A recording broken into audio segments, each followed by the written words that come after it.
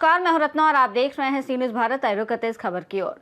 उत्तर प्रदेश के बलिया जिले में समाजवादी पार्टी ने बढ़ती महंगाई, बेरोजगारी और पेपर लीक मामलों के खिलाफ मोर्चा खोल दिया है।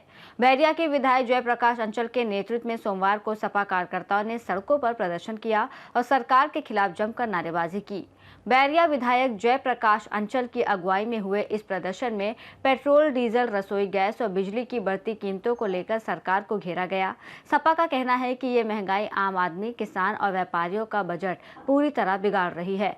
साथ ही युवाओं के भविष्य से खिलवाड़ करने वाले पेपर लीक मामलों और सरकारी अस्पतालों में फैले भ्रष्टाचार पर भी गहरा रोष जताया गया है। जयप्रकाश अंचल ने कहा कि बीजेपी सरकार जमीनी मुद्दों पर पूरी तरह फेल रही है और जनता 2027 के चुनाव में इसका करारा जवाब देगी। विधायक जयप्रकाश अंचल ने कहा कि भाजपा सरकार के शासन में महंगाई, बेरोजगारी और भ्रष्टाचार चरम पर है। नौजवानों का भविष्य पेपर लीक की भेंट चढ़ रहा है। सरकार केवल बड़े बड़े दावे कर रही है, जबकि जनता त्रस्त है। प्रदर्शन के अंत में सपा कार्यकर्ताओं ने जिलाधिकारी के माध्यम से राज्यपाल को संबोधित एक ज्ञापन सौंपा, जिसमें महंगाई पर लगाम लगाने, बिजली दरें कम करने और भ्रष्टाचारियों पर कड़ी कार्रवाई की मांग की गई। के नेतृत्व में विशाल धरना प्रदर्शन हुआ। किन मांगों को लेकर अभी आप लोग कलेक्ट्रेट पे आए हुए थे, क्या मांग है आप लोगों की? देखिए, आज समाजवादी पार्टी के द्वारा पूरे प्रदेश में हम लोगों के नेता माननीय अखिलेश यादव जी के निर्देशन पर जनपद बलिया में धरना प्रदर्शन हुआ। तो उसके मुद्दे थे विद्युत कटौती। इतनी भीषण विद्युत कटौती हो रही है कि जिसकी कोई सीमा नहीं और हर आदमी परेशान और तबाह हो गया है। आए दिन ट्रांसफार्मर फूंक रहे हैं, नकली केबल लगा दिए, वो टूट करके गल करके गिर जा रहा है। इससे दुर्घटना होने की भी संभावनाएं प्रबल हो गई हैं और हर घंटे में 2-4 बार जरूर बिजली टिप कर रही है। एक तरफ सरकार बार बार जनता के साथ झूठा वादा कर रही है कि हम लोग 24 घंटे, 20 घंटे, 22 घंटे बिजली दे रहे हैं और उसके अगेंस्ट में 5 घंटे, 6 घंटे, 4 घंटे बिजली ही मिल रही है। और इस भीषण गर्मी में एकदम त्रस्त हो गई है जनता। बच्चे तक, बुजुर्ग तक परेशान हो रहा है, रो रहा है, लेकिन फिर भी ये सरकार उसका सूद नहीं ले रही है। तो एक तो पहला मुद्दा था, भीषण विद्युत कटौती को तत्काल सरकार दुरुस्त करे और जो ट्रांसफार्मर फूंक रहे हैं या तार टूट रहे हैं उसको समयबद्ध तरीके से उसको दुरुस्त कराए और विद्युत कटौती रोक करके समय से जो भी शेड्यूल है सरकार का, उस शेड्यूल के अंतर्गत विद्युत व्यवस्था सुचारू रूप से चालू कराया जाए। दूसरा है किसानों की समस्या। किसानों के लिए सरकार ने वादा किया था कि हम उसकी आमदनी दोगुना करेंगे। अब आमदनी दोगुना तो नहीं हुई, बल्कि महंगे दरों पर किसान अपने खेतों को जोतवा रहा है, नहरें सूखी पड़ी हैं और विद्युत कटौती से किसान अपने खेत की सिंचाई भी नहीं कर पा रहा है, इसलिए कि ट्यूबवेल भी ठप पड़े हुए हैं। तो एक तो जितने सरकारी ट्यूबवेल हैं जो खराब पड़े हैं उसको तत्काल उसको मरम्मत करा दिए जाए और बिजली व्यवस्था दुरुस्त नहीं होगी तो ये सीजन है किसानों को धान की बीज डालने की। और डीजल, पेट्रोल और गैस की किल्लत भी कम नहीं है। रोज पेट्रोल पंप पर लाइन लगी रह रही है। अधिकतर पेट्रोल पंप तो किसान ट्रैक्टर लेकर के जा रहा है, पेट्रोल पंपों पे पता चल रहा है कि पेट्रोल पंप बंद है। तो मारे फिर रहा है कि हम कैसे समय रहते अपने खेत की जुताई नहीं कर पाएंगे, हम बीज नहीं डाल पाएंगे तो हमारी खेती कैसे होगी। तो इस डीजल की कमी के कारण पूरे प्रदेश का किसान परेशान है। पूरे प्रदेश का, पूरे देश में डीजल, पेट्रोल और गैस की किल्लतें हैं। तो इससे पूरी व्यवस्था एकदम चरमरा गई है और डीजल के आए दिन डीजल, पेट्रोल के जो रेट बढ़ रहे हैं, गैस के रेट बढ़ रहे हैं, इससे अन्य उपभोक्ता जो हैं, अन्य सामान है, वो सब के सब महंगे हो रहे हैं।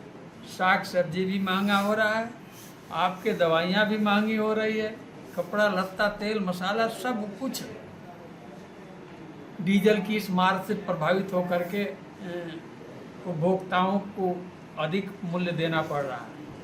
तीसरे मुद्दे, ये सरकार ने जो सिस्टम बना लिया है कि बच्चों से शिक्षित बेरोजगार जो बच्चे हैं इन सबों से फार्म भरवाओ और हर फार्म पे कम से कम हजारों रुपया व्यय पड़ता है बेरोजगार बच्चों का। और जब परीक्षा देने जाता है तो कहा कि पेपर लीक हो गया। तो आज पूरा देश नीट की परीक्षा, लेखपाल की परीक्षा, चाहे अन्य भर्तियों में जो परीक्षाएं प्रदेश सरकार और देश की सरकार करा रही है, इससे अधिक से अधिक पेपर जो लीक हो रहा है, इससे बच्चे सदमा में पड़े हुए हैं कि आखिर में हम दिन रात पढ़ते हैं 16 घंटा, 15 घंटा, 14 घंटा, और पढ़ने के बाद जब हम परीक्षा देने जाते हैं तो कहा कि पेपर लीक हो जाता है। तो उससे सिर्फ सदमा में बच्चे नहीं जा रहे हैं, बल्कि उसके माँ बाप भी जा रहे हैं कि जो बच्चों को अपना कोचिंग कराता है, दूर दूर भेज करके उसकी तैयारी करा रहा है, उसको हर तरह की सुविधाएं मुहैया करा रहा है कि हमारा लड़का परीक्षा पास करेगा और नौकरी पाएगा, हमारे परिवार का भरण पोषण, चाहे सामाजिक आर्थिक स्थिति सुदृढ़ हो जाएगी।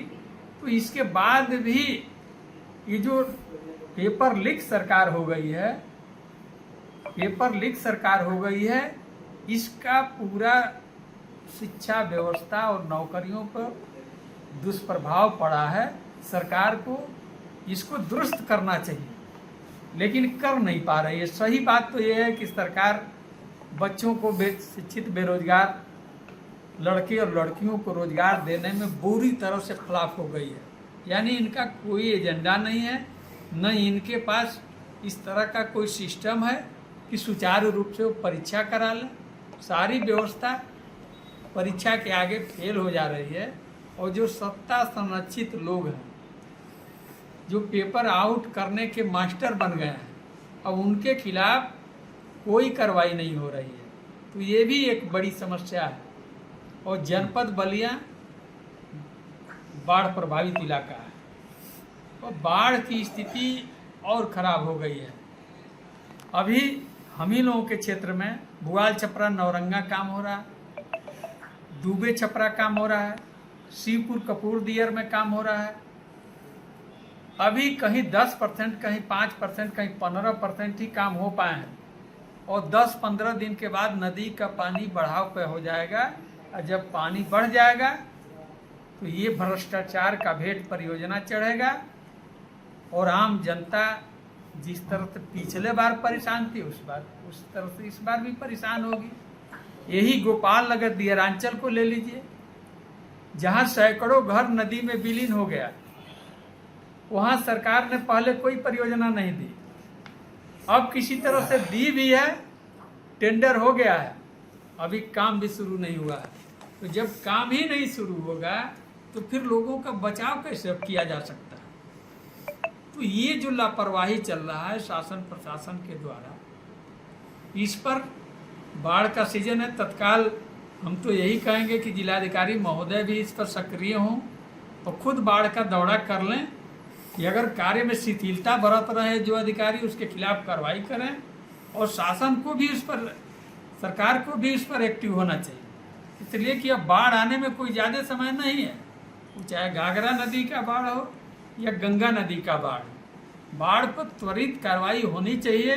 और जो अधूरे कार्य पड़े हैं, जो शिथिलता से कार्य ठेकेदार करा रहे हैं, उसके खिलाफ सख्त से सख्त कार्रवाई करें, और अल्टीमेटम दें कि अगर इतने दिन में तुम कार्य नहीं पूरा करते हो तो तुम्हारे खिलाफ सख्त कार्रवाई किया जाएगा। तीसरा सवाल है एक आपका ग्रीन फील्ड जो बन रहा है, वो सीवन टोला के पास, सीवन टोला से लेकर के नेकाराय टोला, इब्राहिमाबाद, वो रानीगंज बाजार को डायरेक्ट सीवन टोला चट्टी से रानीगंज बाजार को जोड़ता है। और उस जो अंदर पास बनाने थे उस पर NHI के ग्रीन फील्ड के लोग पुल न बना करके उसको मिट्टी भरवा रहे हैं। अब लगभग 5-7 दिन से ग्रामवासी जो हैं, पुरुष और महिलाएं, धरनारत हैं कि आखिर में खेती भी हम लोगों की उधर है, मार्केट भी हम लोगों की उधर है, रास्ता बंद हो जाएगा। और जब रास्ता बंद हो जाएगा तो उन लोगों को बहुत दूर जा करके उस रास्ते को पकड़ना पड़ेगा। यानी कई किलोमीटर घूम करके जाना पड़ेगा। तो मैं यही कहूँगा NHAI के अधिकारियों से कि तत्काल उसको संज्ञान में लें, उसका निरीक्षण करें और वहाँ अंडरपास बनवाएं कि जिससे ग्रामवासियों को राहत मिल सके, इसलिए कि वो अति इम्पॉर्टेंट है। हजारों लोग पर डे उस रास्ते से निकलते हैं। तो इस तरह की समस्याएं जो है, ज्वलंत समस्या को लेकर के समाजवादी पार्टी ने राज्यपाल महोदय, जिलाधिकारी के माध्यम से राज्यपाल महोदय को पत्रक सौंपा है कि तत्काल इसको राज्यपाल महोदय संज्ञान लें कि प्रदेश सरकार उस पर त्वरित कार्रवाई करे, अन्यथा न करने की स्थिति में समाजवादी पार्टी सरकार, जो कहा जाता है कि जो सरकार कार्य नहीं कर सकती और इसी सरकार को हटाना चाहिए, इसलिए कि जनता या बलिया से सीनियर संवाददाता आनंद दुबे की रिपोर्ट। तो ये थी बलिया में सपा के प्रदर्शन की पूरी खबर। जनता के आक्रोश और मांगों पर प्रशासन की नजर बनी रहेगी। इस रिपोर्ट में फिलहाल इतना ही। देश और दुनिया की तमाम बड़ी खबरों के लिए देखते रहिए सी न्यूज़ भारत।